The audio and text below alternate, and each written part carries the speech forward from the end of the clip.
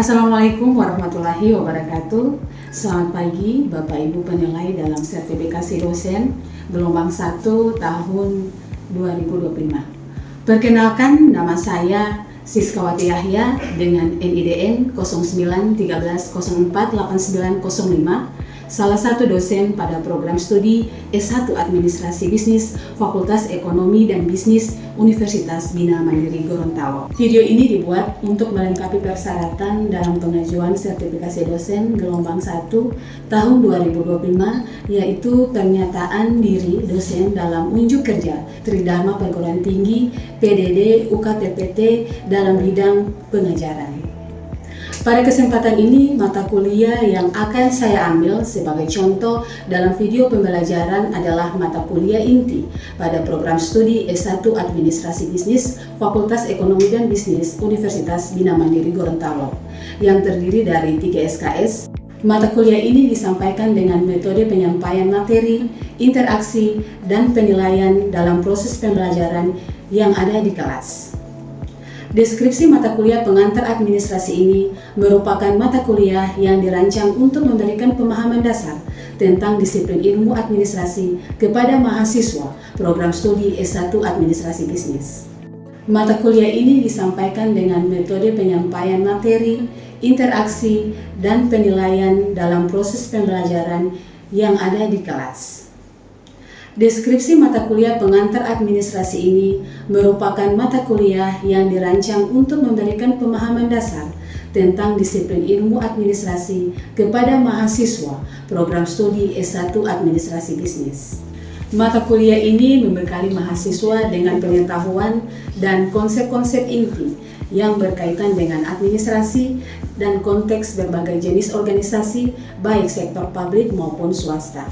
Deskripsi mata kuliah pengantar administrasi ini merupakan mata kuliah yang dirancang untuk memberikan pemahaman dasar tentang disiplin ilmu administrasi kepada mahasiswa program studi S1 Administrasi Bisnis. Mata ajar yang dipilih dalam mata kuliah ini sesuai dengan perkembangan zaman dan kebutuhan industri serta pemerintahan untuk generasi selanjutnya. CPL pada mata kuliah ini untuk keterampilan umumnya, mahasiswa dapat menyusun laporan tertulis yang jelas dan terstruktur tentang topik administrasi yang relevan. Mahasiswa dapat bekerja secara efektif dalam tim untuk mencapai tujuan bersama dalam lingkungan administratif. Mahasiswa mampu mengumpulkan, mengorganisir, dan menganalisis data administratif untuk mendukung pengambilan keputusan yang tepat. Untuk keterampilan khususnya, mahasiswa dapat merancang dan mengelola proses administrasi dasar, termasuk perencanaan, pengorganisasian, pelaksanaan, dan pengendalian dalam suatu organisasi atau proyek. Lulusan mampu menyelesaikan masalah bisnis dengan tepat. Lulusan mampu melakukan penelitian dengan baik dan beretika. Dan untuk CPNK-nya, mahasiswa dapat memahami dasar-dasar administrasi sebagai disiplin ilmu, termasuk pemahaman mendalam tentang konsep dan prinsip-prinsip administrasi yang mendasarinya. Mahasiswa memiliki kemampuan untuk mengidentifikasi peran administrasi dalam berbagai jenis organisasi, termasuk sektor publik dan swasta, serta mampu menjelaskan bagaimana administrasi berkontribusi pada pencapaian tujuan organisasi. Mahasiswa mampu menerima prinsip-prinsip etika dan konteks administrasi, termasuk memahami pentingnya integritas, tanggung jawab, dan nilai-nilai moral dalam pengambilan keputusan administratif. Mata kuliah ini terdapat aspek penilaian terdiri dari beberapa poin. Yang pertama yaitu kehadiran 10%, tugas 15%, UTS 25%, UAS 30%, dan sikap 20%. Metode pembelajaran yang digunakan dalam mata kuliah ini dilakukan secara tatap muka dengan pendekatan ceramah yang dikombinasikan dengan diskusi kelompok. Baik, berikut ini merupakan contoh video pembelajaran yang digunakan selama proses pembelajaran offline atau luring yang ada di kelas. Selamat menyaksikan.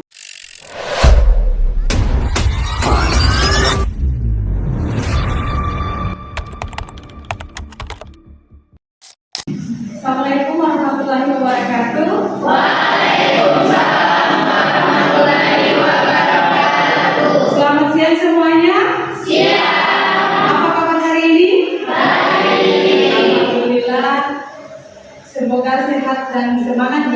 siang hari ini? Sudah makan siang? Oke. Kali ini kita kembali dengan mata kuliah pengantar administrasi, adalah salah satu mata kuliah pada prodi S1 Administrasi Bisnis. Baik, sebelum kita mulai, marilah kita berdoa sejenak sesuai kepercayaan kita masing-masing. Berdoa dimulai. Selesai. Baik, sebelum kita mulai pada materi, marilah kita mengisi daftar hadir kuliah. Lalu edufek tadi HP kalian masing-masing. Silakan diisi daftar hadirnya sekarang. Sebelum masuk ke materi, pada pertemuan sebelumnya ada yang ingat kita bahas materi tentang apa? Ada yang ingat? Materi yang minggu lalu? Oke, silakan. Pada minggu lalu kita membahas terkait orientasi dasar perkuliahan rencana pembelajaran semester atau RTS. Oke, bagus. Baik, kita mulai pada bab pertama, pengenalan administrasi. Ada yang tahu apa yang dimaksud dengan administrasi? Ya, silakan. Itu biasanya berhubungan dengan dokumen. Oke, ada lagi? Saya Bu, mencatat. Oke, berikan aplaus dulu. Baik, ini secara etimologi administrasi terbagi atas dua kata, yaitu kepada, administrasi yaitu melayani. Secara umum, administrasi merupakan proses kerjasama yang dilakukan antara dua orang atau lebih untuk mencapai suatu tujuan secara efektif dan efisien. Administrasi ini menurut para ahli, ya ini ada pertama yaitu Sondra Pesedian, yaitu administrasi adalah keseluruhan proses kerjasama antara dua orang atau lebih yang didasarkan atau rasionalitas tertentu untuk mencapai tujuan bersama. Dan menurut William Lee, administrasi adalah serangkaian kegiatan yang dilakukan oleh sekelompok orang dalam kerjasama untuk mencapai suatu tujuan. Oke, kita masuk pada ruang lingkup administrasi. Ada yang bisa menyebutkan untuk ruang lingkup administrasi ada apa saja? Oke.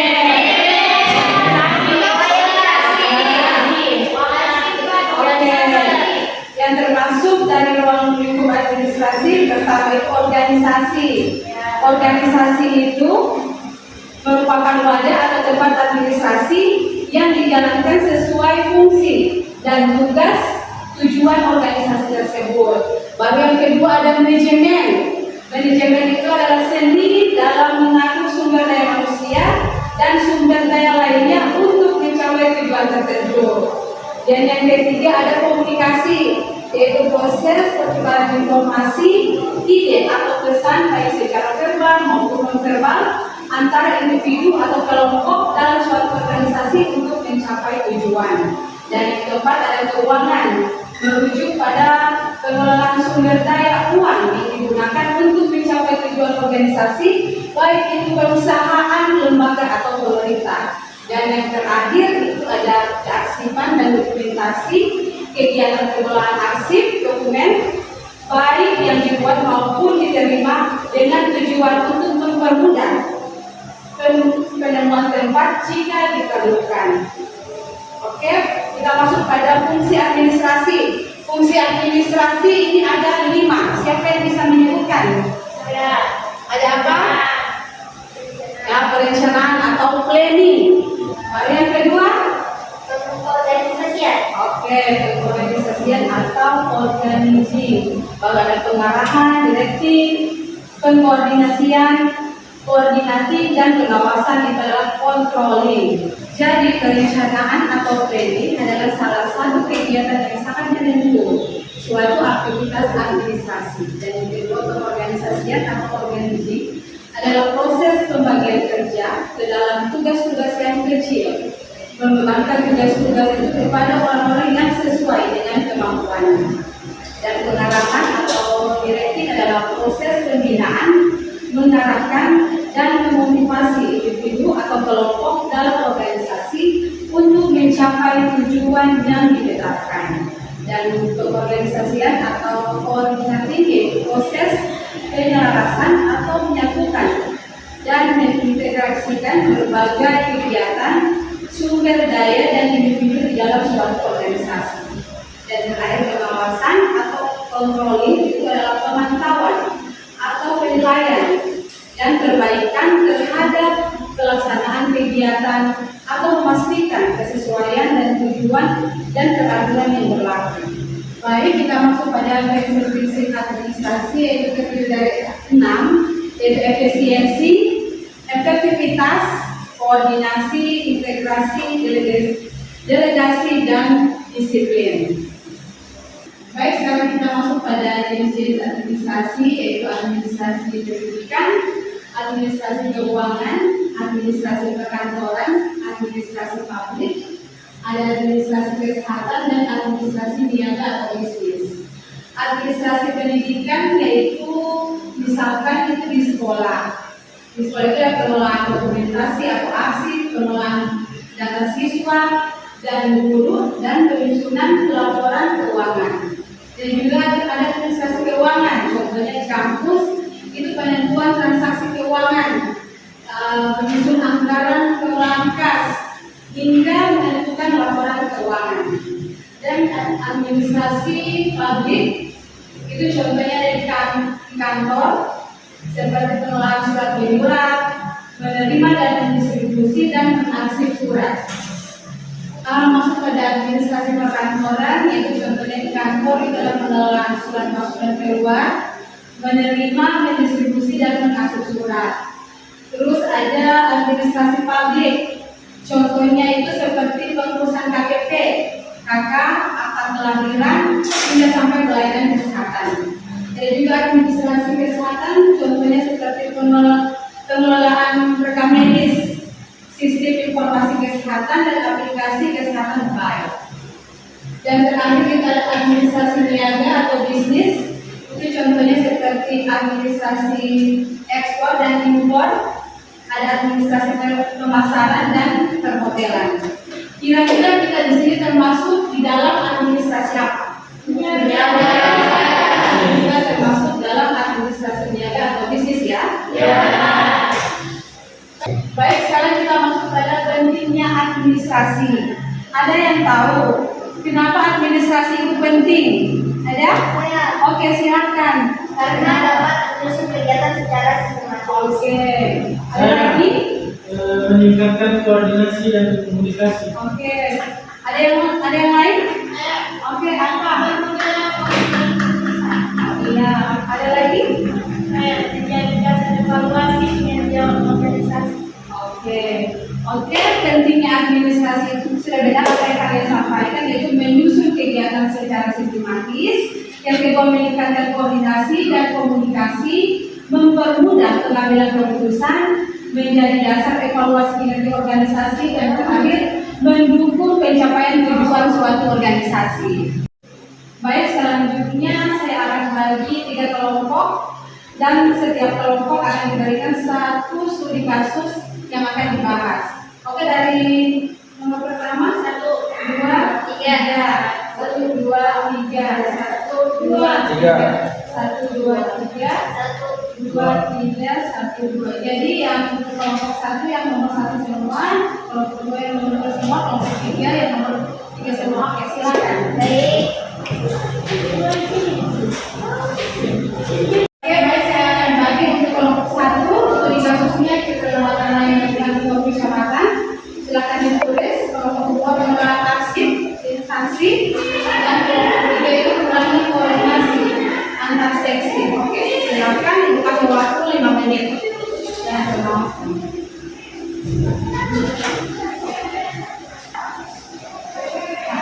dibuat analisisnya ya.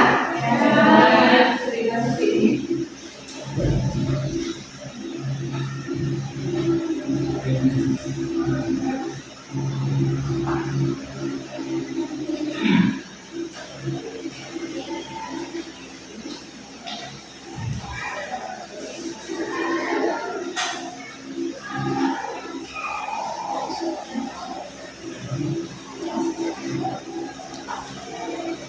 Oke, kita akan mulai diskusi pada siang hari ini. Begitu saya persilakan kepada kelompok 1 untuk memaparkan analisisnya.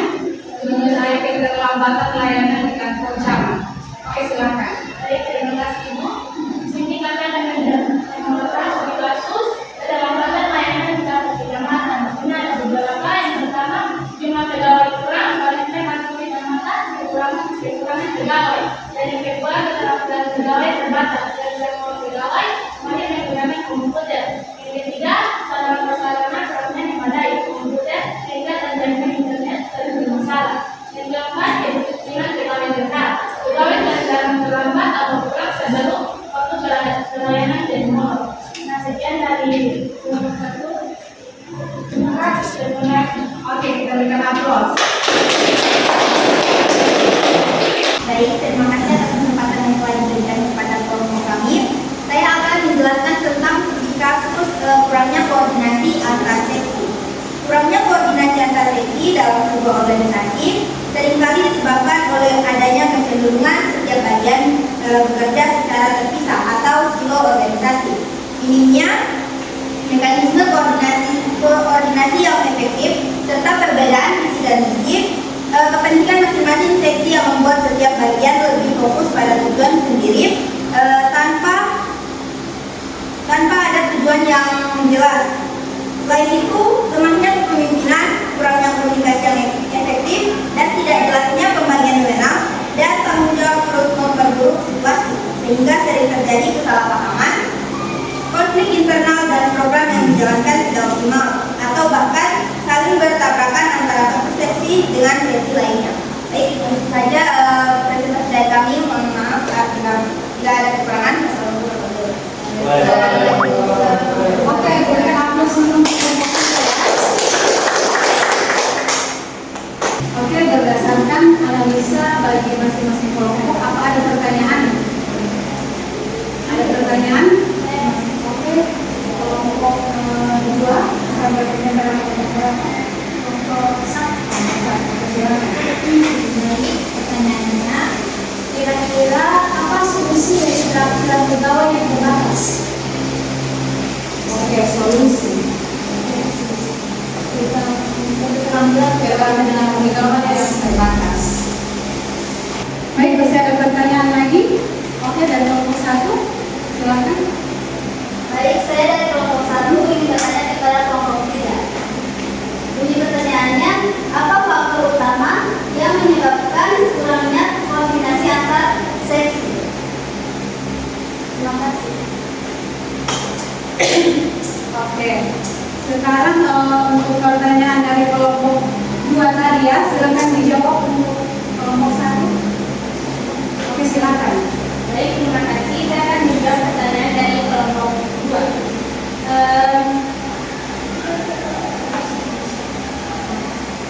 Jadi solusi dari yang bisa diberikan oleh pemerintah itu bisa mengadakan pelatihan terkait administrasi baik online maupun secara offline. Terima kasih. Oke, bagaimana kelompok 2 untuk jawabannya? Saya bisa. Oke, sekarang kita masuk ke pertanyaan yang kedua. Tadi pertanyaan dari kelompok 1. Silakan dijawab untuk kelompok 3. Pertanyaannya tadi yang kurangnya koordinasi antar seksi. Oke, silakan.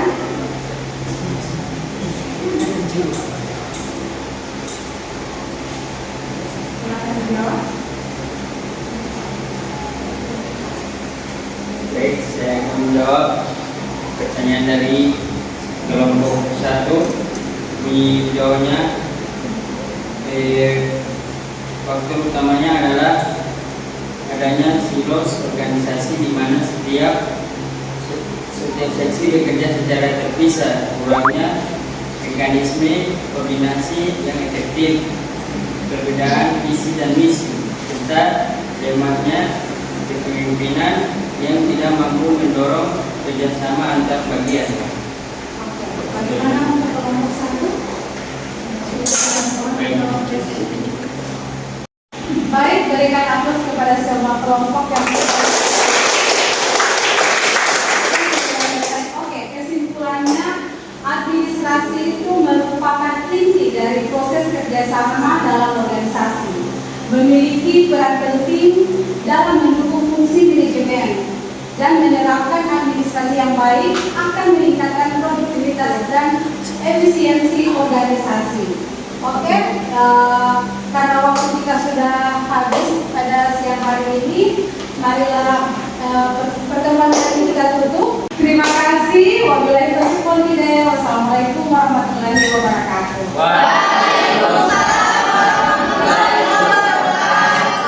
Terima kasih. Sekian video pembelajaran dalam mata kuliah pengantar administrasi pada program studi S1 Administrasi Bisnis Fakultas Ekonomi dan Bisnis Universitas Bina Mandiri Gorontalo. Semoga bisa menjadi bahan pertimbangan baik dalam proses pengajuan sertifikasi dosen gelombang 1 tahun 2025. Terima kasih. Wassalamualaikum warahmatullahi wabarakatuh.